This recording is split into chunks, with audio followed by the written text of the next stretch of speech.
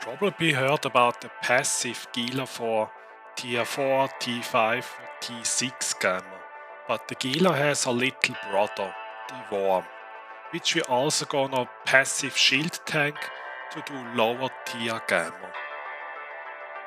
On the left side you see the fit of the ship, and on the right side you see the stats, which are outside of the Abyss. In the Abyss you will have more shield HP.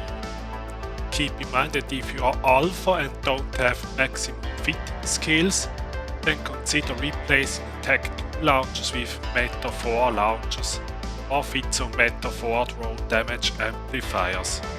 This, however, will actually increase the time it takes to complete the site. With this fit you can complete the T1 Gamma in around 3 to 6 minutes depending on the spawns you get.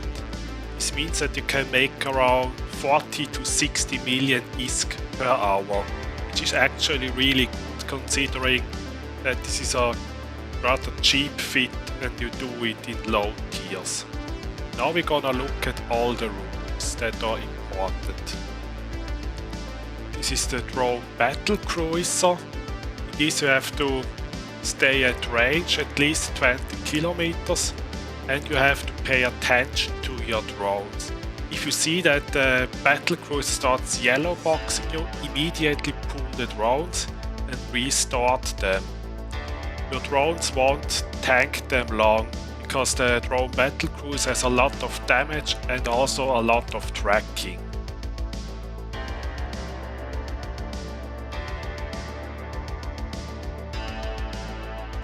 This is the trick room.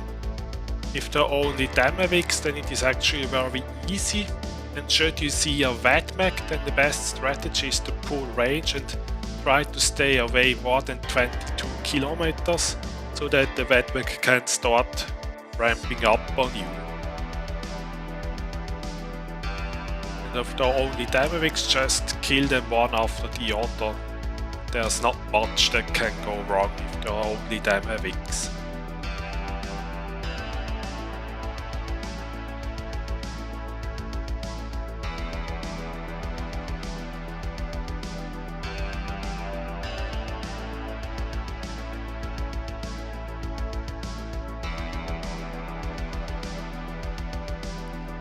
This is the Devoted Knight. In this room you have to keep transversal up on the cruiser so that it can't track you that well. And if you see frigates, then stay at range of them. This is actually one of the harder rooms, but as you have a lot of buffer, taking a few hits from the knight isn't a problem.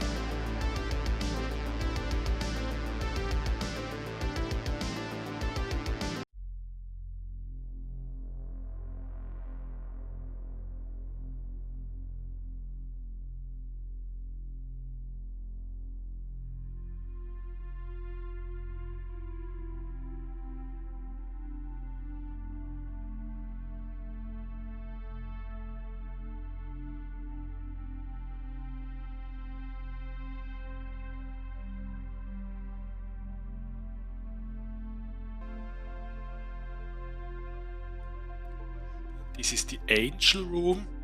Usually we find our Dramiel and a Cinnaball.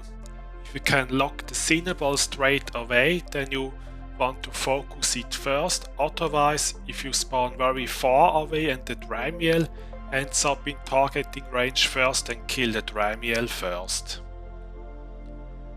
Then it's also a good strategy to approach the can, because the Cinnaball approaches very fast and then there's a good chunk of time where there is a lot of transversal and the Cinnaball won't do a lot of damage.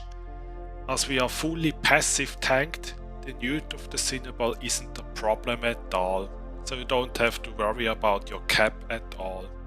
Just send your drones to him, shoot missiles on him and wait until it is killed. This is the Karen room. Just like with all the other battleship room, keep transversal up. Doesn't matter if Karen hits you once or twice because we have a lot of buffer, but you should keep transversal up so that you don't lose too much shield. And the same strategy applies to all the other battleship room as well as the Triglavians. So you do the exact same thing against the Overmind, the Leshek, Deep Watcher and the Triglavians. It's actually very easy. This is the CONCORD and Edencom room. What you should do here is to keep speed up if you see a cruiser or battleship. If they're only frigates, then just send drones after them and kill them. Pay attention to skybreakers because their chains can damage and kill your drones. So it is actually a good idea that you stay more than 10 kilometers away from the target that the drones are shooting so that the chain doesn't hit the drones. This room shouldn't be a problem at all if you keep your speed up.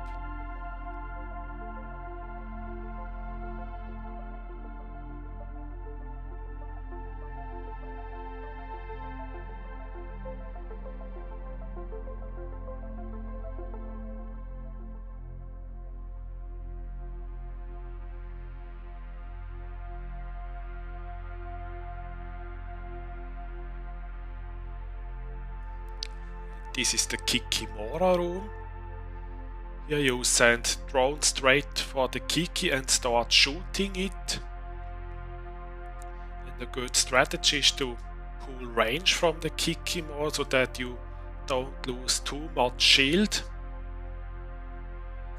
And after you kill the Kikimora, kill the Damavik. However, it is not always possible to perfectly kite the Kikimora because sometimes it follows the Damavik and actually ends up coming close. In that case you have to make sure that the Kikimora dies as fast as possible so that it doesn't spool up too much.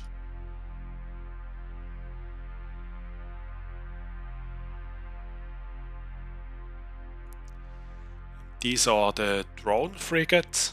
They do a lot of damage when they come close, but they die very fast. Here, just like with the drone Battlecruiser, you have to pay attention to those drone frigates that yellow box you because then they might start shooting your drones. But this room is generally very easy in that setup because we have a lot of tank.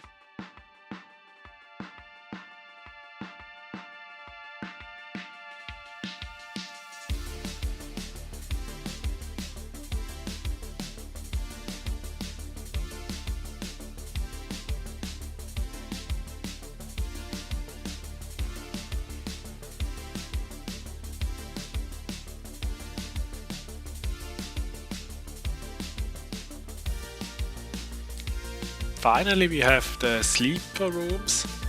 These rooms are very easy, just send drones after the frigates and cruisers, kill them, loot the cache, and that's it.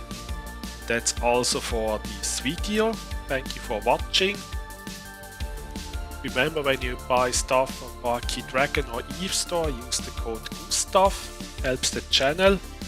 And in the description you also find links to my Discord and Twitch channel. Thank you for watching and see you in the next video.